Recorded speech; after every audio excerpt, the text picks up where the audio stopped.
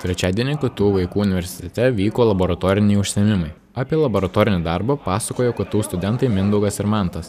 Šio laboratorinio darbo metu moksleiviai susipažįsta, kas yra paviršiaus įtempis, susipažįsta su maistiniais dažais ir viskas kaip ir. Dar susipažįsta su molekulėm ir atomo sandara. Šiam laboratoriniam darbui pakanka buityje naudojamų priemonių. Vienkartiniai indai, Maistiniai dažai, indų ploviklis, vienas mū. kaip daugiau nieko ir nereikia, išskyrus geros nuotaikos. Pasak studentų, eksperimentas vaikams patiko. Pirmokai, penktokai labai susidomėjo sėdė. Man atrodo, tikėkime, jie viską suprato. Vaikų universitetas organizuoja paskaitas 1–5 klasių mokiniams.